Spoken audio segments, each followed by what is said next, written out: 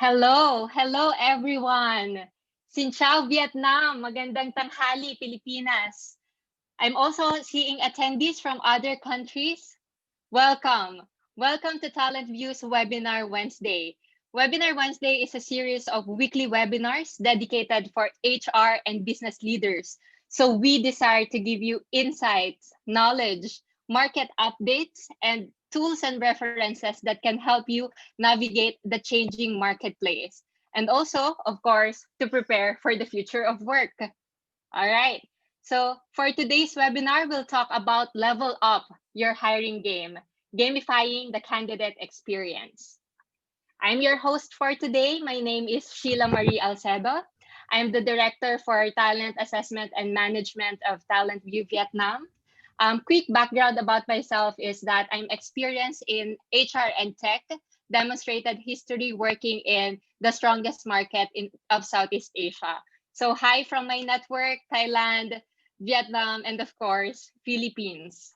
So I'm very passionate in setting processes that create and deliver and at the same time capture value from inside to outside of the organization. So if you want to talk about business development, proactive sales and marketing, of course, talent measurement and management, training and development, and my favorite part, collaborative problem solving, definitely we need to talk after this webinar. All right. I'm also excited to have Ange Vera, Talent View CEO, with me here today. So she will be our guest speaker. Xin But chào. before we Hello, jump, everyone. but before we jump into it, I have some reminders and messages for everyone.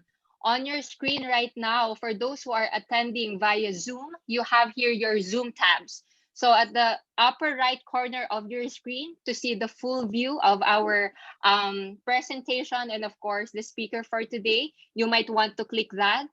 You also have there your chat icon and Q&A icons. So let's test this out. So if you can type in hi and then the location you're from, kindly send it to me and see if it's working. There you go. And then for those who are joining us live on Facebook, I want to hear from you guys. So if you can type in where you're listening or dialing in, joining us live, feel free to comment on the comment section. Okay. All right. I want to answer your first question. But first, hi, FPG Insurance Philippines. Hi, Makati City. Hello, Gab. Hi, Gab from Ahmad, Philippines. Hi, Karsten. Thank you for joining us today. Hey, Saying hi to Lucy. Asia PMO. Hi, Nice Miss to hear from Lucy. you. Hello. Okay, so I'll continue greeting the rest of the team or the rest of our attendees later. Let me first answer your question. I know that. Sheila, will you share with us the copy and the resources of the webinars? Definitely yes. Within 24 hours, expect the webinar recording, presentation slides, and additional resources within your inboxes in 24 hours. And then, of course, it will cover our top 3 agenda for today. So we commit to giving you the overview of the modern talent work landscape, virtual tools and technologies you can easily adopt, and gamifying the candidate experience. So aside, not just from hearing from us, we also want to hear from you. So share your thoughts and takeaways together with your insights on social media.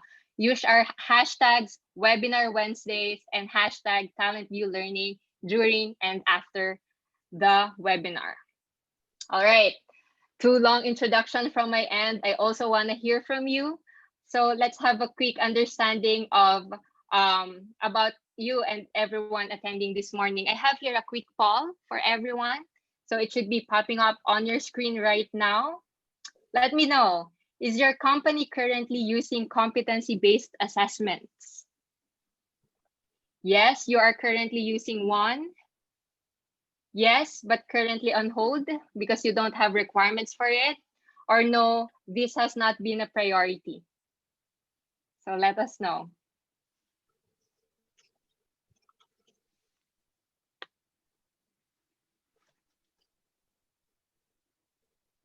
All right. While I'm waiting for you to answer,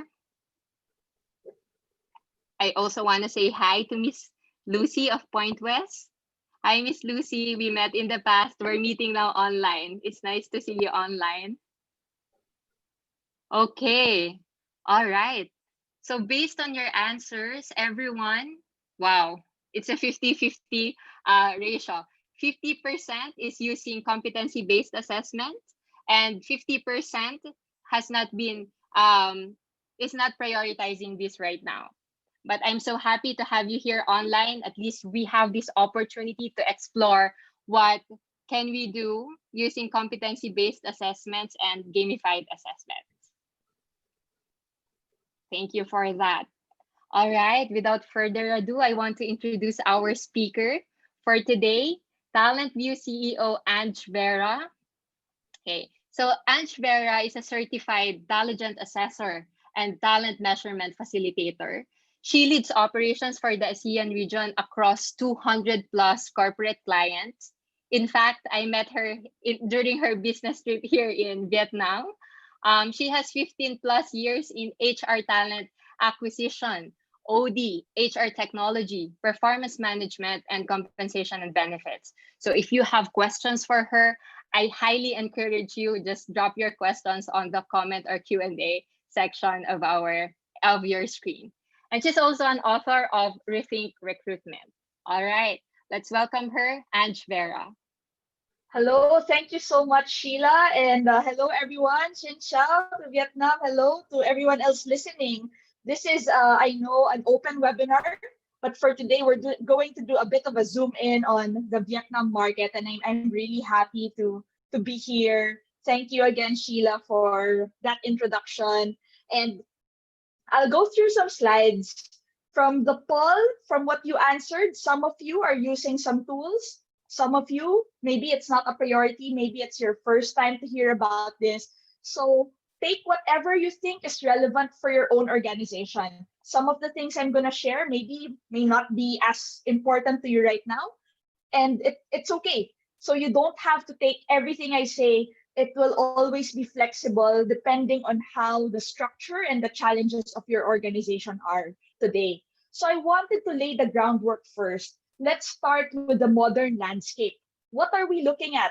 I get this question a lot, and that's why I wrote a book called Rethink Recruitment, because talent acquisition has completely changed over time. And now with this forced digital disruption, all of us are doing even webinars and trainings on Zoom or on different platforms. This is not normal before, but now it's common for us. It's something that we're used to doing.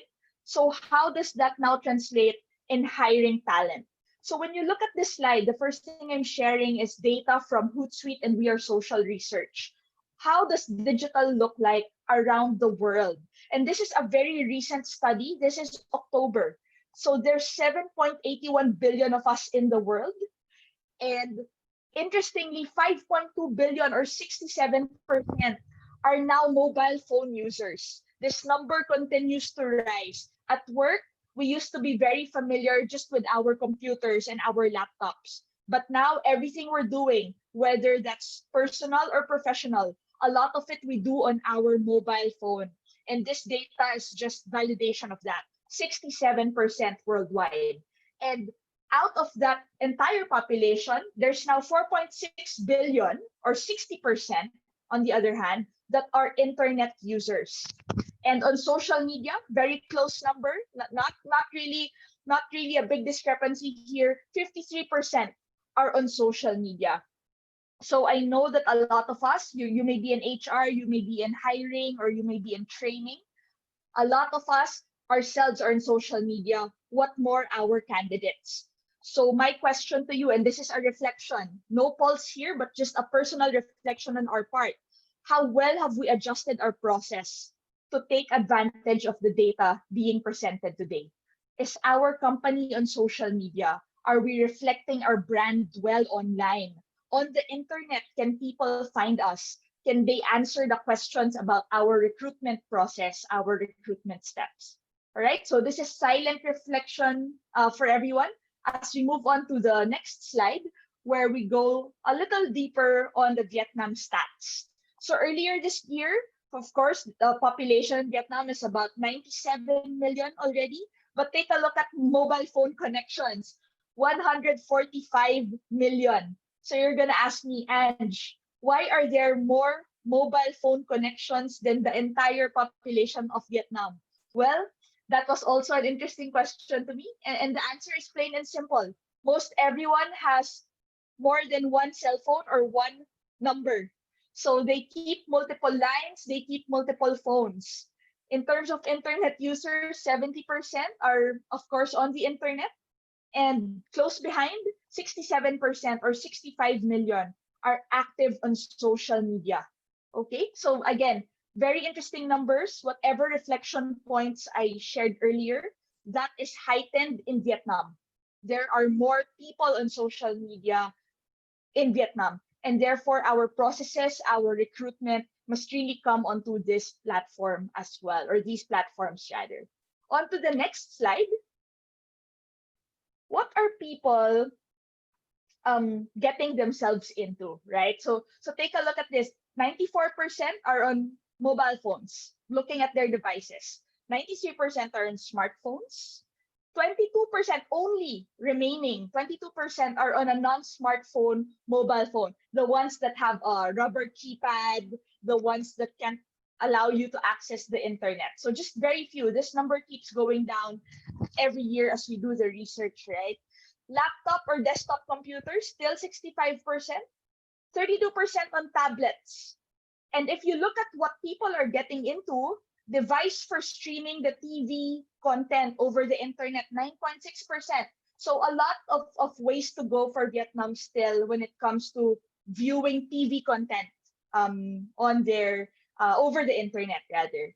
Games, 6.9% as well. Smart home device, 13%. Smart band or a wristband, 18%. So quite a few. And virtual reality or VR, it's still quite far at 3.1%.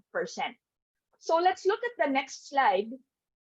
And I'm going to jump into gamification or video games. This is our topic for today, a very interesting topic. And I wanted to point out where are the countries in terms of using the internet to play video games. Vietnam sits at the 7th spot. 91% of the people or in the population of Vietnam are using video games or are playing with video games through the internet. So maybe that's through their mobile phones, through their laptops, but 91%. The white line is the worldwide average. So it means about 87% in one way, shape, or form have tried to play a game through their device that is accessing the internet. Philippines, for those listening from the Philippines, of course, we are number one. we seem to be number one in some very interesting, sometimes unusual things. And gamification, I guess, is no exception. 95% of the Philippine population is playing games on their devices. But take a look. Look at the countries in Asia, and you'll find that there's a commonality there as well. Philippines, Indonesia, Thailand, Vietnam, Malaysia, Singapore, all falling above the worldwide benchmark. So in this side of the world, in our side of the world, games are normal. Games are part of everyday life. Okay, so let's now jump onto the work perspective. If we're saying that games are part of everyday life, what are the overall trends that are shaping the world of work? And this one you already know, I'm sure, and you experience firsthand. I wanted to summarize it in three distinct pillars. The first one is mobile first. And it's true. Everyone now uses their mobile phone as a default. I used to have this joke with one of my friends who would tell me, Ange, before people eat lunch, before they eat their food, what is the typical behavior? Typically, they would say grace, they would say a short prayer, or they would just give thanks for their food. But now, what's the common behavior among the generations today? The common behavior is we pull out our phone and we take a picture, right? So So that was not normal, but today it's normal. It's mobile first. When we wake up in the morning, we check our social media accounts. That's one of the first things we do, if not the first thing when our eyes open and we reach out on the side table for our mobile phones. And of course, connected to that is the generations. When you look at the workforce today, you have your millennials, you have your Gen Z. These are generations that we call digital natives. It means that they were born and they grew up knowing the internet, knowing mobile, knowing fast access to information and technology. So before, for those probably in my generation or a little even back, when we would do research in school, what would our parents do? We would buy an encyclopedia or buy a book and find the answers in the book. But now what do people do? They just Google it. If they're not sure what the answer is to anything, they just Google it. So our workforce, I think the projection is in the next 5 years, 50% will be comprised of millennials or Gen Z. Maybe in the people in this webinar, you are already having more than 50% millennials and Gen Z in your company.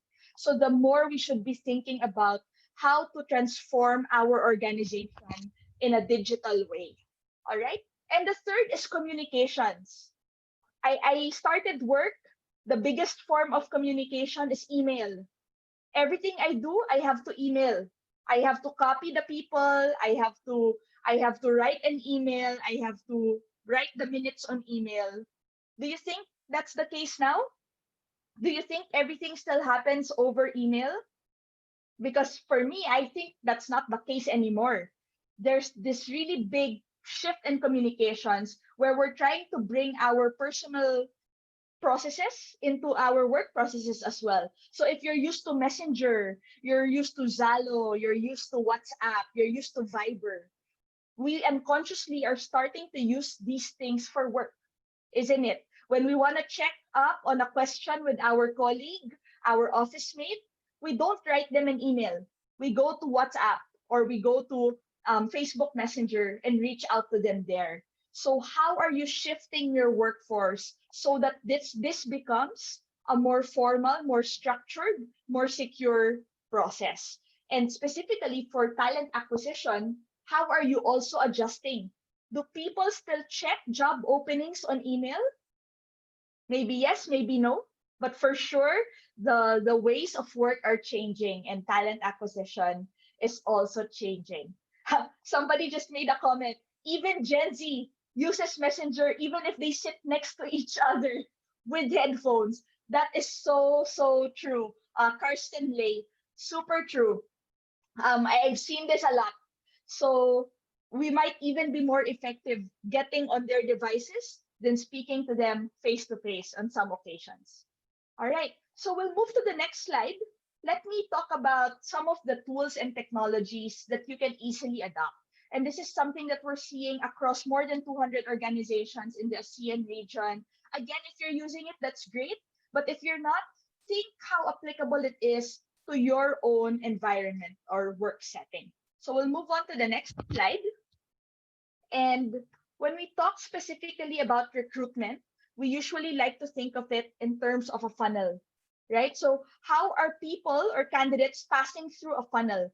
How are you sifting them? How are you qualifying them? So that at the end of everything, you get the best candidates. So I just want to make an appeal that gone are the days when our attitude towards recruitment is post and pray, right? We post something on Job Street or any job board, we post on social media, and then we sleep and pray very hard that the next day we will have the right candidates. If you are still in that approach, this webinar is really for you because we will be moving away from that. We cannot just post and pray in a time like this where business is critical, where growth is critical, where finding the right talent is of utmost importance. All right, so we start with talent attraction and sourcing. Very important for everyone here in the room. Understand the job. Don't just get the job description from the department and then post it on social. Do you think people will take their time and just really look at the information? Probably not. The tendency is, if something is not interesting, you just skip it, right? It's so easy to just swipe up and skip it. So make sure that you understand the job. The second is strong EVP content. EVP stands for Employee Value Proposition. Do you know what you're selling?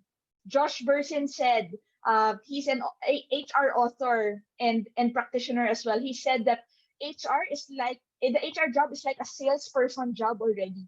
We are selling to the candidate because they have a lot of options and because they have a lot of things to consider. So make sure that you know what you're selling. And then the third is using job boards, your career website, your chatbots, your virtual career fairs to get people into the funnel, to get them interested and consider your company. That's only the first part. The second part is screening. You know, Google has a problem. It's what we call a reverse problem, because in Google, there are so many applicants that it's hard for them to process. So a few years back, what they did was, in the US, they put up a billboard with a coding equation, with an IT code. And if you solve that code is the telephone number to the recruitment hotline of Google.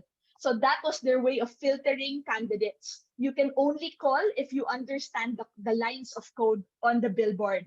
So how are you filtering your candidates in a way that they will still be engaged, in a way that they still have fun during the process? So competencies are absolutely important, understanding what you're measuring, and of course, shortlisting and inviting those for interview that you have selected. And then once you move down the funnel, it's time to select. So maybe you're coming from 1,000 applicants. You've screened maybe 200 of them, about 20%, 200 of them. And from 200, you have to make a selection of maybe 30 to 50 people. So on the selection piece, it is again another story. So you need to now interview them further, filter them further, and you can probably use live simulations. You can measure more specific competencies. So if you're hiring them for accounting, they have to understand general accounting principles. Maybe you didn't measure that at the start. This is the time to measure them when you are now selecting your candidates. So measuring them on the critical skills needed for their role. And then once you shortlist, it's now the last piece. It's not yet the final part, but you still have the last piece of making sure they pass your background check, your medical check, and your onboarding process. Sometimes we feel so happy when they already pass through the stages, only to find out that in their medical records, they did not reveal true information. So you always need a backup there also. You always need to make sure that you have more candidates to choose from, and this funnel will allow you to do that. So we now go to some trends that we're seeing over the last 8 months. What are the tools HR are looking at very clearly as they try to fix this entire virtual recruitment process? The first thing we hear all the time, still nonstop, job boards and job sites. So I'm sure some of you have job boards, some of you have career websites, and that's great, because these are things that even today people are looking for. But I want to put a caution to everyone here in our virtual room, a caution on making sure that you are not posting and praying, just like what I said earlier. You have to make your job board work for you. If it's not giving you the results you need, why stay on the job board? Why waste your time posting the job opening there? If you add up all your job openings, all the hours that you spend fixing each job board, it can add up to something significant, and it could be a time waster for you. So make sure that you are on the right job sites and job boards for the positions you are hiring. I know that some job boards are better than others on different roles. Some job boards could be specializing in IT, some job boards specializing on graduates. So it's up to you to make that decision and to look at your organization for it. The second is video interviewing. Not all of us are comfortable doing face-to-face now. So are you utilizing video interviews so that you can really get candidate data and enable working from home, working remotely? The third is applicant tracking systems. So if you only have 5 candidates, 10 candidates, you can do it manually. I have I have some friends in the tech space who tell me we are still IBM. And I tell them, what is IBM? And they tell me IBM stands for it's better manual. So some companies, they're stuck there. They're stuck in the manual process. And in my mind, if you have 5 candidates, that's okay. You can stay manual. But if you are processing hundreds of candidates, thousands of candidates, and you are on a very tight deadline to crunch the numbers and make sure that you fill the right positions, I would suggest that you really look at tracking systems so that you are not stuck in your Excel file. You are really helping the candidates also with their own experience of filling out applications for you and going through your process, right?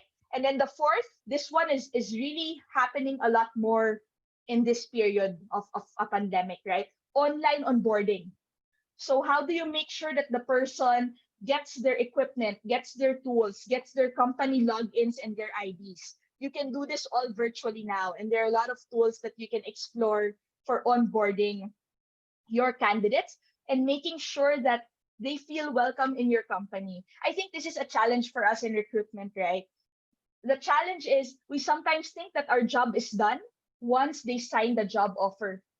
But in the onboarding, a lot of candidates also fall through here.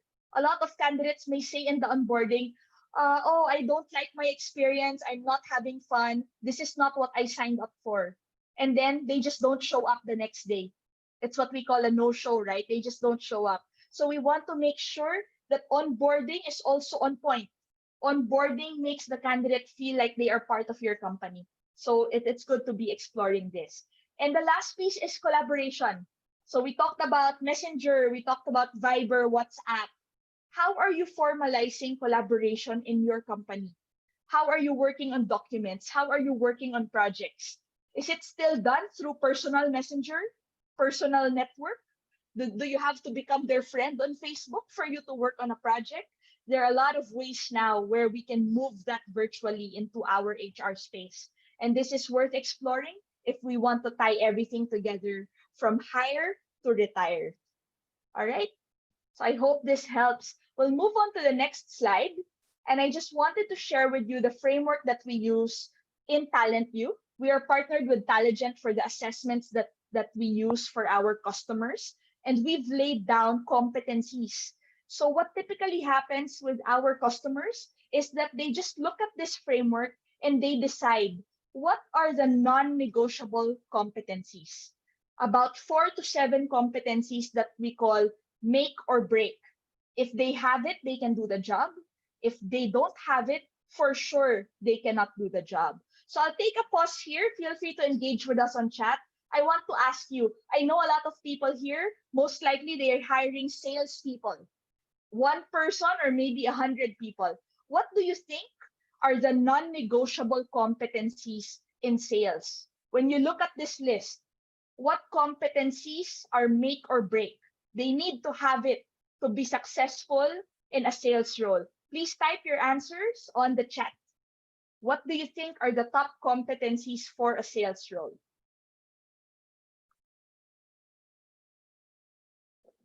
Feel free to answer. And if you haven't yet, just go grab your coffee or your water as you join us for this session. Any responses? Okay, from NIFAM, communication, I completely agree. Yes, you cannot be a salesperson if you cannot communicate well with others. From Giselle, learning agility, yes, you have to be very quick. What do you offer to a customer? Negotiation, also from NIFAM and from Giselle.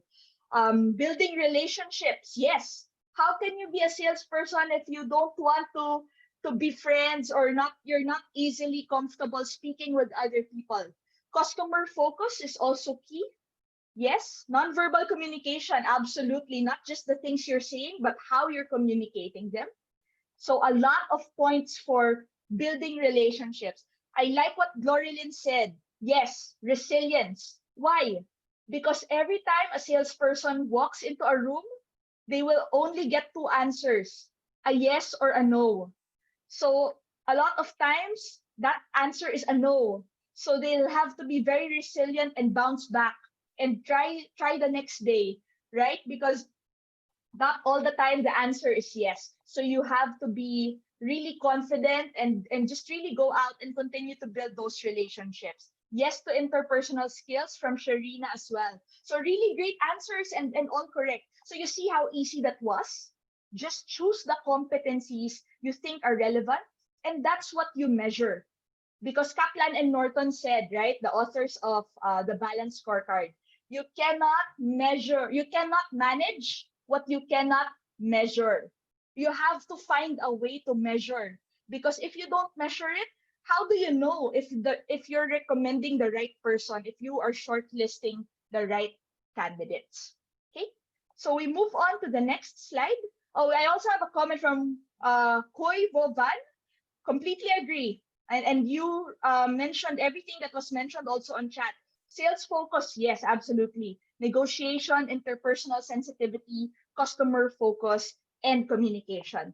So where does gamification come into play? How do we factor in games when we're working with our candidates? So take a look at this candidate journey that I've mapped out for you today.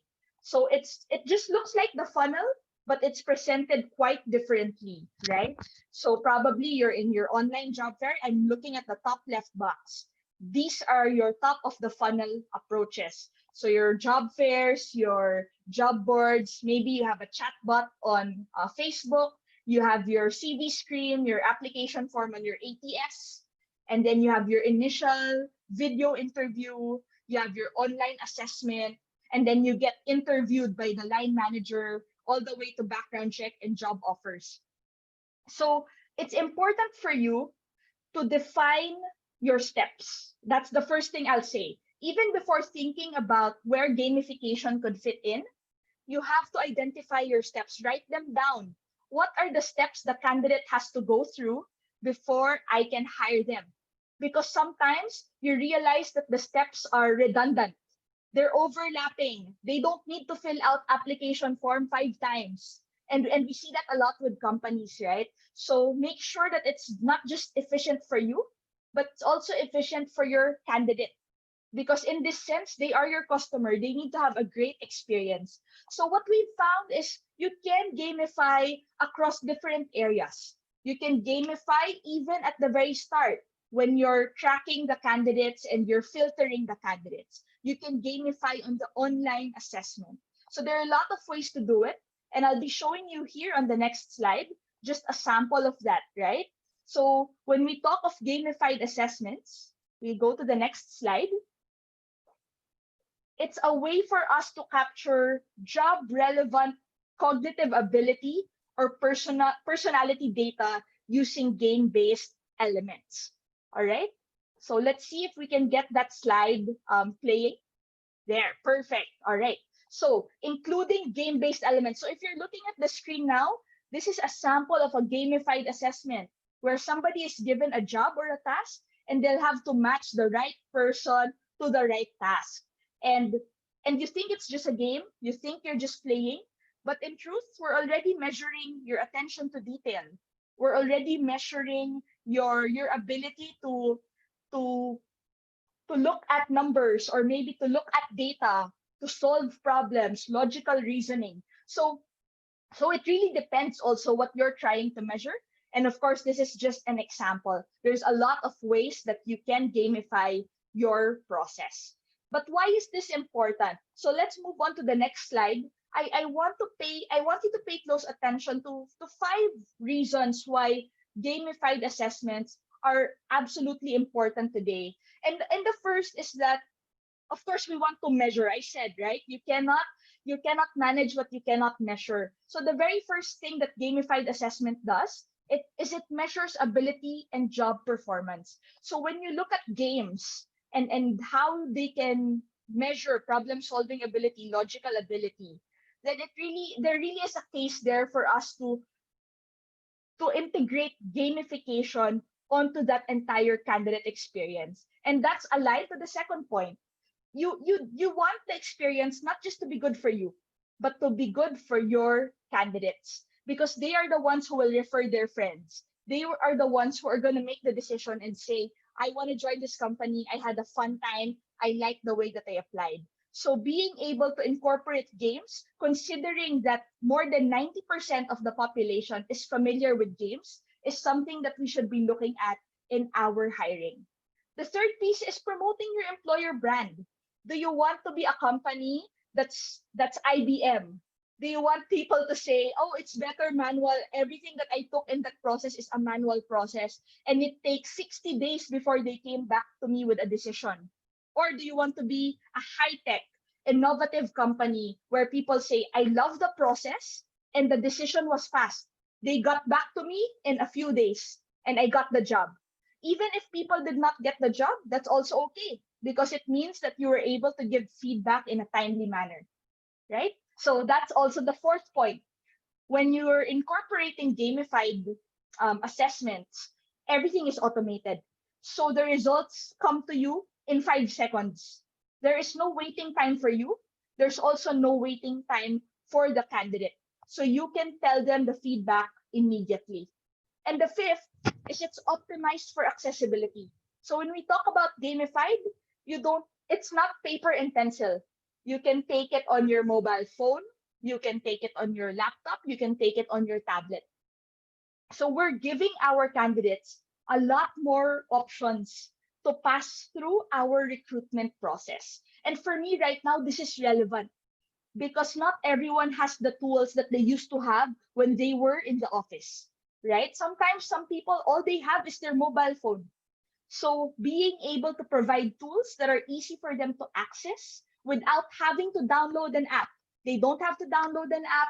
They simply go to a link and they're able to take a test and the results come back to you in 5 seconds. I think these are cases for us to really incorporate the gamified experience onto our TA or talent acquisition process. And on the next slide, I wanted to just quickly do a plug on Talagent. How do we do gamified assessment? The first thing I wanted to show you is the branding.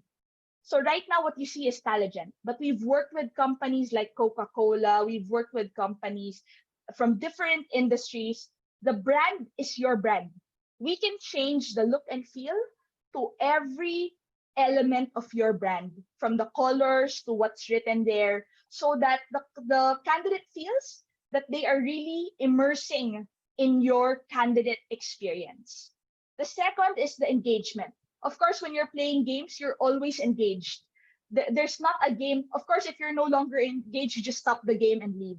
But sometimes, I don't know if it has happened to you, but it's happened to me a lot, right? Where you're playing a game and you tell yourself, I'm just going to play a game for 5 minutes. Before you know it, it's already 30 minutes and you've been playing that game. So we've found that games are very engaging, not just on an HR side or work side, but in life in general. People respond well and engage well on games. And the third is pro tips. Throughout the experience, there will be tips, as you can see popping up on screen, guiding your candidates. Similarly, when you play a game online, right? If it's your first time, it's giving you tips along the way. How do you gain points? How do you gain badges? How do you level up to the next level, right? So in the same way, Talagent's gamified assessments do just that, give you tips along the way. And another feature that we've added is the colorblind mode. So whether your eyes are sensitive to colors or not, there will be no difference to the results that you have on the assessment. It has already factored that in so that we can accommodate more candidates. And of course, it utilizes what we call computer adaptive testing. So let me explain this. There's a bit of science to this, but I hope you can bear with me. What is CAT, or computer adaptive testing? This is not just a trend.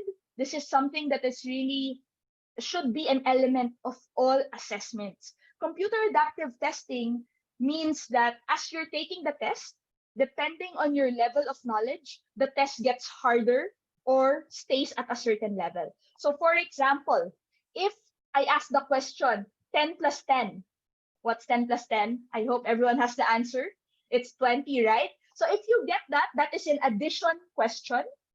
You will now move on to a multiplication question, right? So if you get the multiplication question, say 25 times 4, it will now move on to fractions. If you can get fractions, it will now move on to decimals. It will now move on to ratios or to maybe algebraic equations. So the more you know, the harder the test gets. And this is important because have you noticed that in a game, if the game is too hard, you just close it and you never come back to it. That's why Candy Crush works. That's why Wordscapes works because it adjusts to your level and it will always be engaging for you because of that. So even the SATs are on a computer adaptive testing mode. A lot of the modern tests today now follow this format because it is more engaging to the candidates, but at the same time, it also captures the level of the candidate more accurately. Can you imagine if all we ask in our test, say a math test, is addition and subtraction? We will never know who is more skilled in math or who is not so skilled. We need to find a way to differentiate them. And the way to differentiate them is to adjust the level depending on their level of knowledge, right? And the last piece, which I already said, is multi-device compatibility. So, so taking the assessments on your mobile phone, on your laptop, or your tablet is easy to do. All right. And the last slide that I have before we go on to Sheila for Q&A is just a case study. I want to share what we've done with Deloitte. So Deloitte is one of Taligent's biggest customers around the world. Deloitte is a consulting firm. And as you can see, their challenge was number one, they wanted to make the recruitment process more engaging for their millennial and Gen Z talents. They have a very young demographic of talents. They wanted to make that engaging. They need people who have the ability to learn fast, problem solve, get logical reasoning in place, right? And how do they measure needed competencies like learning agility? So what we did was we incorporated and customized the gamified assessment. So take a look at the screen. The branding is Deloitte. The messaging is customized to the company. And we rolled that out to 65,000 candidates. That's a lot of candidates over a 1-year period, I believe. And we were able to integrate that with their tracking system so that those who pass immediately go to the application form and immediately HR is advised and HR is able to shortlist the candidates fast and schedule them for interviews. And the third piece is integrating the candidate experience with a high completion rate. So take a look at the results over a 1-year period of 65,000 candidates. The first result, 90% of candidates found the experience fun and easy to use. So we did a survey after they took the test. How did you like the assessment? And these are the words that they shared. Fun and easy to use, which is expected from a game. The second is the assessment completion rate. So typically, and this is normal for all of us, we see people who do not complete the assessment because maybe they weren't engaged enough, maybe the tests were too long, maybe they didn't connect with the test. But with a game, there's only 1% who dropped out. There's only 1% that said, I don't want to continue this. And this is a very, very high number. We don't see this normally for paper and pencil tests, for personality tests, for IQ tests. But in a gamified version, only 1 in 100 will fall out. And if you are testing 65,000 candidates, that is really, really good, right? That's a very good score. And of course, we created 7 campaigns for graduate hires, for operations, for data entry and audit roles. So this is just one of the many stories across the more than 200 organizations that we work with that are looking at gamified and trying to incorporate the gamified experience onto their entire candidate experience. So with that, I move on to the next slide and want to say thank you to everyone. And I'll bring back the floor to Sheila, but just letting you know, this is my QR code as well. So if you wanted to connect with me on LinkedIn, you can just, in our mobile first practice, point your camera onto the QR code and it will lead you to that connection. So thank you, everyone. Sheila, back to you. Okay. Thank you, Ange. Thank you for that insightful presentation.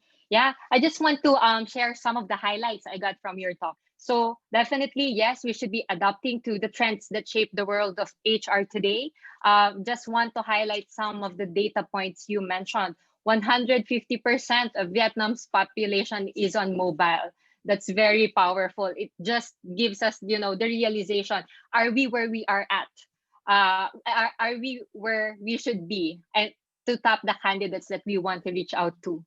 70% of our population, working population, are on mobile internet or internet users, and we are seventh in the world when it comes to playing video games. So it's really those are really good points to realize how do we integrate it with the tools in HR that we're using to make sure we're adjusting to the new setup of HR. Yeah. And then other points are also mapping out non-negotiable competencies first before deciding which parts of the candidate journey we can gamify. Yeah. Also, bit of reminders for everyone. We should never really get attracted to the process of gamification itself. Always look at the benefits gamification gives before implementing something. Thus, this gamification in HR allows you to measure ability of job performance. It's time to ask ourselves that. Does this provide dynamic feedback to the organization after implementing it? Does it promote our employer branding? Or are these tools even optimized for accessibility for the candidates who we would like to reach out to? And lastly, very important and the core of HR talent acquisition, everything that we do, thus this enhanced candidate experience. So these are some of my takeaways from Ange's presentation. Let us know what are your key takeaways as well, and share it with us. Use the hashtag Webinar Wednesday. Okay. All right, Ange, I'm excited.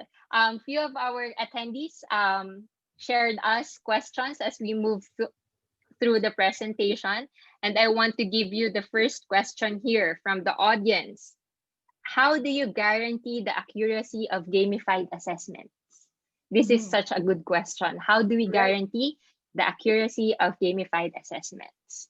Okay, so that's a really good and practical question, and that's the very reason why you just can't give any game to a candidate, right? You can't tell them, Yes. here's Candy Crush.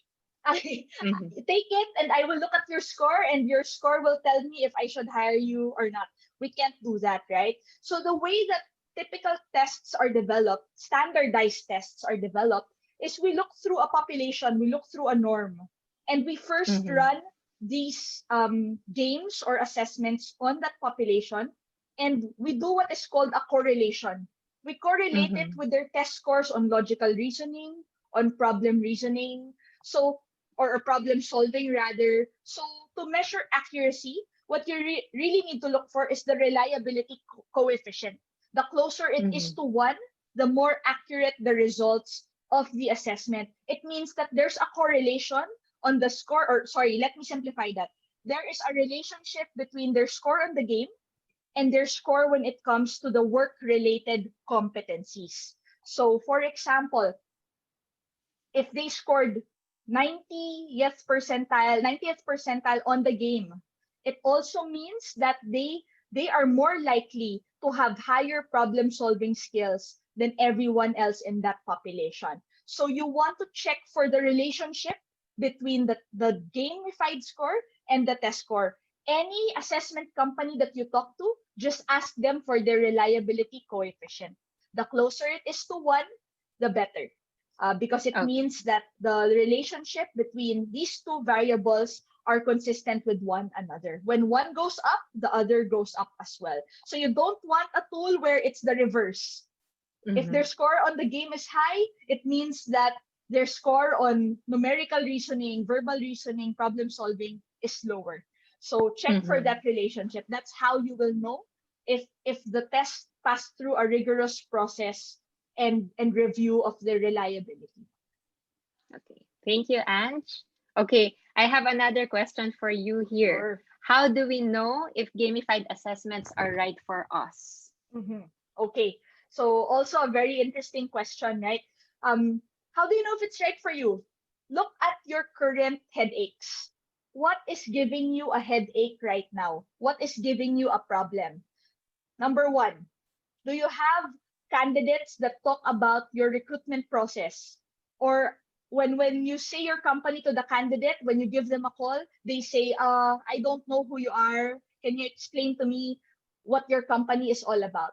If candidates Mm-hmm. are not aware of you, it might be good to incorporate gamified to have a more, I would say, um, a higher, I guess, awareness of who you are as an employer because you have engaging candidate experiences. That's one. What else are your headaches? Fallout rate. Are people dropping off somewhere in your candidate experience? Maybe they sent their CV, but when you schedule them for an interview, they don't reply back, they don't answer back. So that means there's something with your candidate experience that the candidates do not like. So in that Mm-hmm. case, gamified could also be a step to help them become more interested with your recruitment process. What else? Maybe you have a headache when it comes to you hired the candidate, it's successful, but the business unit manager came back to you and said, you did not find me the right candidate. This person that you found for me, I don't like them. They don't know how to solve problems. They don't have the right skills. So Mm-hmm. again, you can incorporate gamified for certain competencies that might be relevant for the job. So if these are some of the headaches, then gamified is something to explore. I guess that would be um, a straightforward answer for some of the headaches that recruitment is currently going through. Mm-hmm. Okay. And that's related to the next question that I received here earlier. How do you collect candidate feedback in gamified assessments? Nice. Of course, in the same way that we ask questions, probably in this webinar, you will see that we will be rolling out a quick survey after this webinar. It will be the same for gamified assessments. A pop-up will appear after they take it that says, let's say, thank you, Sheila, for taking our assessment. Please let us know what you thought of that experience. And then you can just have some bullets there that say, I really enjoyed it, all the way to this is not the experience for me, or I Mm-hmm. don't like it. So you can ask those questions in a gamified assessment because you can incorporate these questions as part of the tool. All right.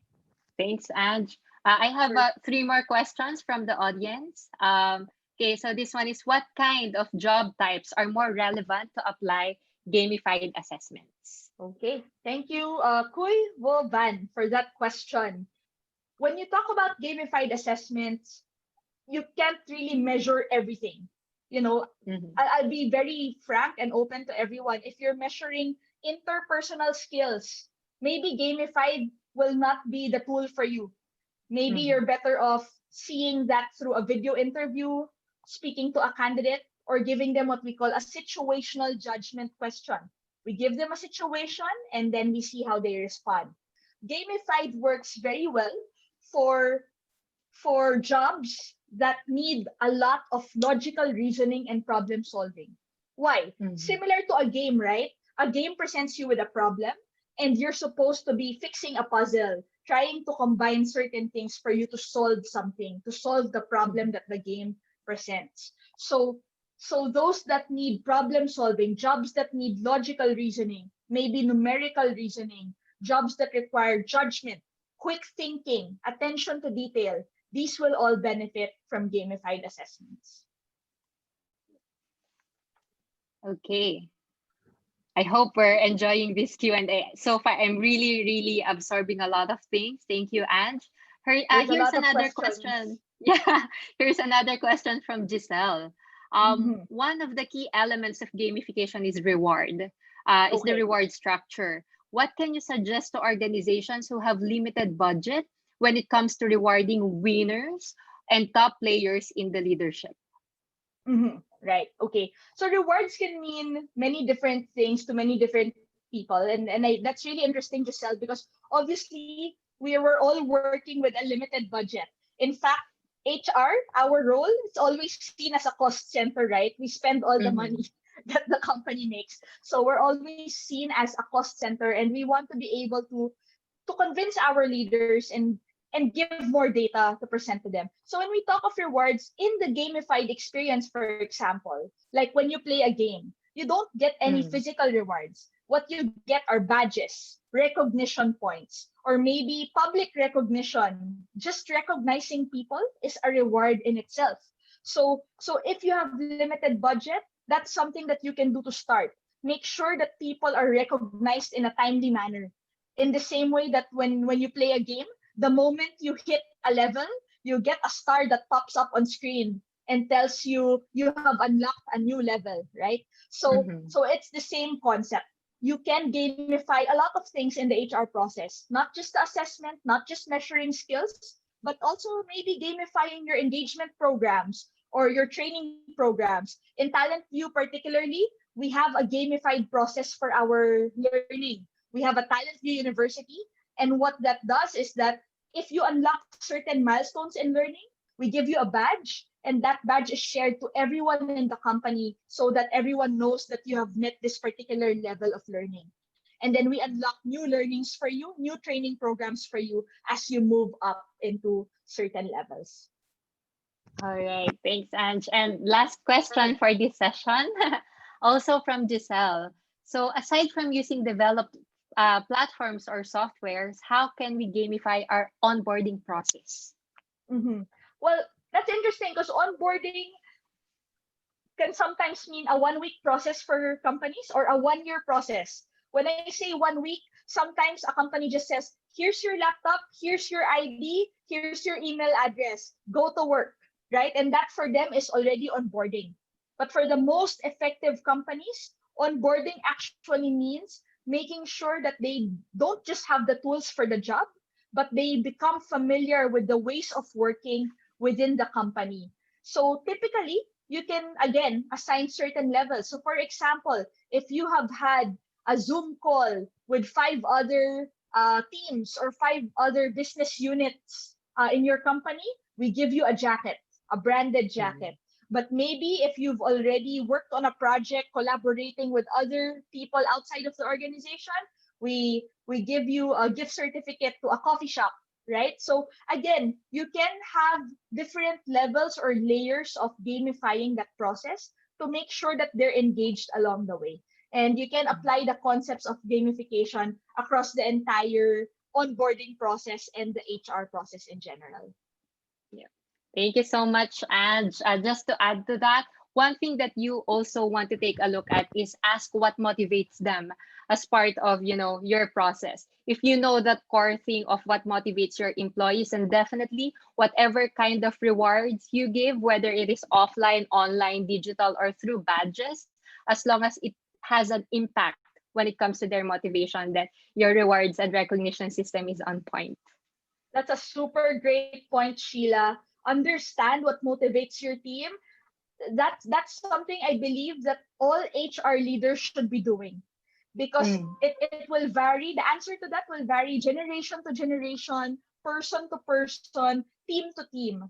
And you must be able to cater to what motivates your team members if you're going to be effective at gamifying the process.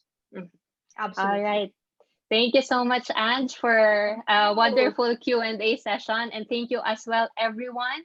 So I have final notes here for you. Again, a copy of the webinar resources will be emailed within 24 hours. You have here your webinar recording, presentation slides, and additional resources. Even the data stats that we shared earlier, it will be shared with everyone within 24 hours. All right. And we want to know how was your webinar feedback. So how was your webinar experience? Let us know through the feedback tab. So there should be a quick poll popping up on your screen right now to give us feedback. How did we do in this webinar session? And you also have the chance to get a copy of the ebook, The Paradox of Hiring, How to Use Data to Recruit the Best Talent Fast, by just filling out this form. So I'm giving you time. Let us know how we did and how can we improve. While you're answering it, I'm also inviting you to join us at Udemy.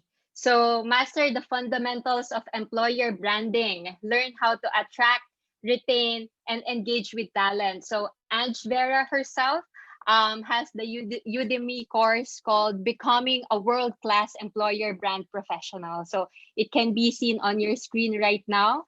Feel free to join us on Udemy and continue conversations with us. Okay, check out our resources. You have here www.talentview.asia. Follow us on LinkedIn, TalentView Inc. Contact us anything about learning and training at learning at TalentView Asia, and share your thoughts and takeaways. Use hashtag Webinar Wednesday or hashtag TalentView Learning. All right, just in time, as promised with everyone for this 1 hour 1 hour webinar session for today. Thank you so much for joining us. Thank you for this an hour full of learning and insights. I want us to continue our conversation. So here are our QR codes, Ange Vera and my QR code. Let's continue talking and having good conversations on LinkedIn. We Thank you, hope to see you everyone. again.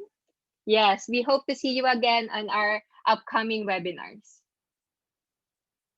Thank Thank you, you. everyone.